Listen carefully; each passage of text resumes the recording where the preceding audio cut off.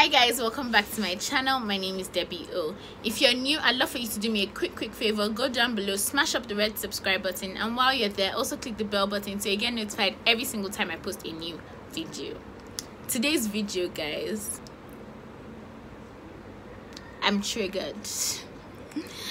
I was watching a video by a Nigerian YouTuber the other day, an amazing girl. Her name is Etetim. She filmed a video titled "I Regret Moving to Nigeria." When I saw that video, I was like, nah, I have to form my own opinion about this. But I kept putting it off for a few weeks, and just last week, another Nigerian YouTuber, her name is Akubeze, another beautiful and amazing girl, filmed her own take on this video, and it was titled "I Don't Regret Moving to Nigeria." She filmed this video alongside her friend Favor, who had already filmed a video titled "I Regret Moving to Nigeria," but then she filmed an update afterwards saying she didn't regret moving to Nigeria anymore. And when I watched that video, I was like, I need to talk. I just need to discuss my own experience moving to Nigeria. I just need to tell you guys my own thoughts about this, in all honesty, and that's why I'm filming this video now. So thank you very much to these three beautiful women for inspiring this video. I love you guys. First of all, I'll just say that personally, I think regret and hate are such strong words, and those are words I wouldn't use about my experience moving to Nigeria. It doesn't mean that I'm extremely happy or excited about how things have been or about my decision to move to Nigeria, but I don't regret or hate. Now that we've gotten that out of the way, let's get into the gist. Make sure you grab a snack because this is gonna be juicy, guys. So if you don't know, or if you already know, I moved to Nigeria in the summer of 2017, and I've been in Nigeria for almost 2 years now since then. So I felt this is the right time to actually tell you guys what I think, because I've had ample time to know how I feel about being here.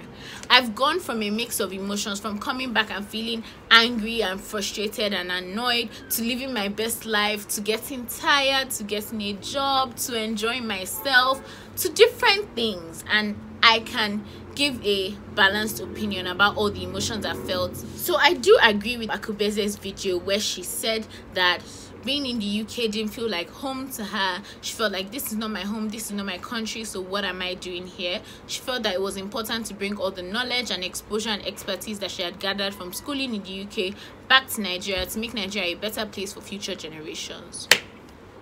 100, I totally agree, no questions asked. And I agree that those of us who were opportune to go abroad to study, to see how the system works, to see how things are done over there, are supposed to come back to Nigeria to try and implement that for our own country and to make things better for us down here. But I believe that we also forget the category of people who weren't technically privileged to study abroad. I'll give you guys a quick story and a quick example. I have a friend, and this my friend is a very intelligent person. Like, I'm not joking, like educationally smart, street smart. Like, this person is the most intelligent person I know, and I'm not even kidding.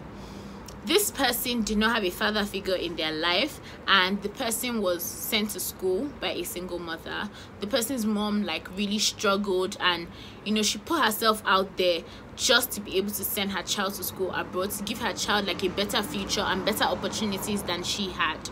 And there's a whole category of parents who don't just have money. They save up all their lives to be able to send their children abroad. They even borrow, some even like struggle just to be able to give their children a better opportunity than they had in having an education. And this was the story of my friend. So my friend was schooling in the UK, getting all A's. This person was first class material. So after graduation, the person got a few job offers but decided to come to Nigeria because I have to build my country, I have to, you know, invest in my country. I can't be slaving away in another man's country. Now the person has been in Nigeria for almost 2 years without a job. The person has gone from place to place, begging people, giving them their CV and going for interviews and trying to just get a job, and the person hasn't been able to secure a job. And this is because of the lack of connections. You see, the truth is, it is very sad, but in Nigeria, without connections, there's so far that you can go. Even with your knowledge, with everything you have up here, you have to still be able to have a connection that can link you into getting a job. And that is the sad reality for a lot of Nigerians who don't fall into the category of people that have connections. Even business is hard to start because you need capital. And if you have a struggling mom and you have siblings behind you that she's still trying to take care of, where do you even get the capital to start a business? This is somebody who is hardworking and is ready and willing to do things for Nigeria, but the opportunity is not there. And now this person regrets moving back to Nigeria because the person feels like if they were abroad, they will be making some form of money which they can change to naira, send back to their family to support their mom and their siblings. But now the person feels useless and not able to do anything but job hunts. And I understand that, you have to be patient, everything won't work out immediately and all of that stuff. But not having a job for 2 years, it's easier to say be patient than to be in that situation and actually be patient.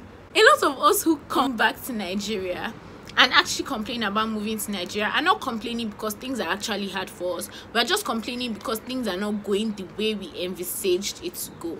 But there's a category of people that things are actually very hard for, and they would rather be abroad working in McDonald's than be here doing nothing. The thing that saddens me the most is I know lawyers that graduated and are making 30,000 naira a month working in law firms. How? And these are the things that frustrate Nigerians that schooled abroad and are coming back to Nigeria, because they feel like there should be opportunities waiting for me here. I know that you shouldn't have a sense of entitlement and you shouldn't think that anybody owes you anything, but with all the knowledge and expertise these people who have studied abroad have, they should be valuable to companies in Nigeria. They should be valuable to businesses in Nigeria. Those are the people that they are supposed to be rushing. But the people they are rushing are the people that have connections, because it's connections that will help the business or help the company as well. So everybody only has their own interest at heart. Do you understand where I'm going with this, guys? Alright guys, so I'm actually out vlogging and I really wanted to add this part into the video because I actually forgot to say this earlier. Nigerian companies are steady bringing in expatriates to do jobs that Nigerians can do, and you're treating your own citizens as second-class citizens to these expatriates in their own country. The benefits you would give them, but you would not give an ordinary Nigerian car, security, houses. The Nigerians who schooled abroad have the same qualification. It's the same University of Liverpool or University of Leeds that these expatriates went to, that your Nigerian citizen attended. The person comes back to Nigeria, but you refuse the person a job. You want to bring an expatriate, a professional, in to do the same work. The most painful part about this whole thing for me is the fact that in UK as a student, you can be working and be making from about £7.50 an hour up to £9 an hour, depending on the kind of job you're doing and where you work. If you multiply that by 20 hours a week and you multiply that by 4 weeks in a month and you change that to naira, can you even make that amount of money as a fresh graduate in naira in Nigeria? And I know that people who didn't work in the UK may not understand this because they weren't in that system and they don't know about the pay and all that stuff, but that is a very lucrative job for a Nigerian who is in Nigeria and does not have a job. That is a very attractive offer for a fresh graduate who doesn't want to come back to Nigeria and be earning 30,000 naira a month. Another thing I really want to point out that I think we don't realize is that everybody's calling in life is different. Not everybody that is Nigerian is in Nigeria currently. The world is large and the world is diverse and the world is big. There are people who do not live in Nigeria that can give Nigeria global recognition. You don't have to live in Nigeria for you to make a difference in Nigeria, if you get what I'm trying to say. Let me give you guys an example. Some people are meant to be planters. Some people are meant to be waterers. Some people are meant to be harvesters.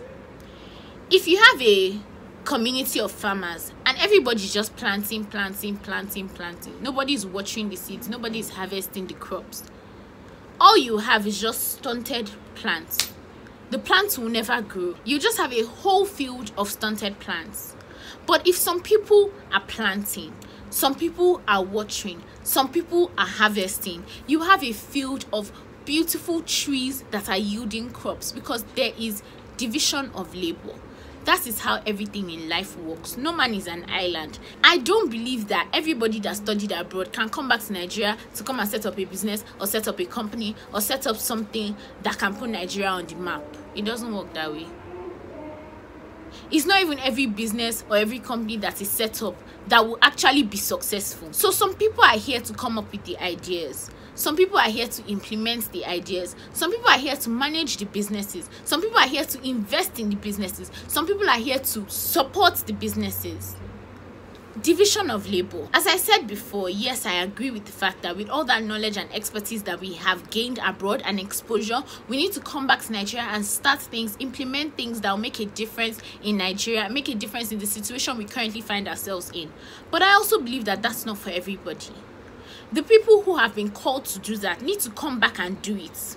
The people who have been called to invest in these businesses need to be abroad making money so they can change it to Naira. And with the exchange rate, it will be in the favor of us in Nigeria. Those people need to bring that money and invest it in the businesses of those who are in Nigeria. Those people need to keep those businesses running. They need people who are going to manage those businesses, keep it running, and make sure that those businesses are successful. Some people have worked in other countries abroad for a couple of years, have made enough money, can come back to Nigeria, sit in positions of authority in these companies or businesses, and actually implement things that will make those companies or businesses more successful and put it on the map globally. I believe that that is the only way that our generation can move forward and create a better future for our generations to come. We can't expect everybody to be doing the same thing. It's not going to work. There will be no continuity, and I feel like that's one of the biggest issues that we have in Nigeria: lack of continuity. Everybody just wants to do their own. Nobody wants to support people already doing things, especially NGOs. That's what bothers me the most. Who are the people investing in NGOs? It should be us in our generation. And if we don't make money to be able to come and invest in NGOs, how do we expect them to do the work that they're supposed to be doing? How do we expect them to be making a difference? Which is why we need the people who will be working in the NGOs here. The people who will be making a difference here. We need the people who will bring their money back to help these other people succeed. If you get what I mean. It's a chain reaction, guys. Another thing that really saddens me is the feeling of helplessness. I had a new outlook on things when I started NYSC in Nigeria. NYSC pays 19,800 Naira as minimum wage for coppers. The companies that pay salary for their coppers are companies that you need connections to get into. Most of the people I met during my NYSC, that 19,800 Naira was so valuable to them. I even met people who said they only came to do NYSC because they needed this 19,800 Naira a month. How can a person survive on 19,800 Naira a month in Abuja? You have to be living very, very far out of town for you to even be able to pay rent. You have to be eating, I don't know. How about transport? And these are the three necessities that an individual needs in life: shelter, food, and transport. Because you need to get to your place of assignment. And it just goes to show that, you know, the reason why people run to do NYSC is because they need this 19,800 a month, because they're not getting jobs that are going to pay them money more than that. And it's painful. There are a lot of youths who don't have jobs. And I'm not saying have a sense of entitlement. Please don't get me wrong. We should not be entitled, because nobody owes us anything. We need to work hard for our own money. But at least there should be jobs people can do to make a bit of buck. A lot of people blame Nigeria for their problems. Nigeria never did anything for me, so why should I do anything for Nigeria? We should do things for Nigeria because of the future generations to come.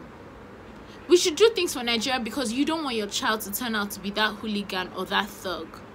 We should do things for Nigeria because we don't want to see children trapped in a collapsed building in the middle of Lagos. Little children who just want to go to school don't even have a proper school building. Those are lives lost. Lives that could have potentially made Nigeria better. Lost for no just cause. Guys, I don't know. I think I'm getting too emotional about this. But these are the things that frustrate me about Nigeria. I've moved to Nigeria now and I feel helpless. And it hurts. For me, it's not about things happening immediately. It's about starting something that will grow into something that will make a difference in our country. Yes, Nigeria is untapped and unexploited land. Yes, we have so much to gain from being in Nigeria and investing in Nigeria. But we need that money to be able to invest. And now currently I'm not seeing the money for people who don't have connection, and it's painful. I know that the people in our generation who have connections and who are privileged are doing the best that they can, and I absolutely commend that. I commend the people doing human rights work in our generation who are from privileged families, because I think that that is the most selfless thing you can do for your country. More of us should be doing it. And I'm talking to myself as I'm talking to you guys. More of us should be willing and ready to sacrifice all we have for this country.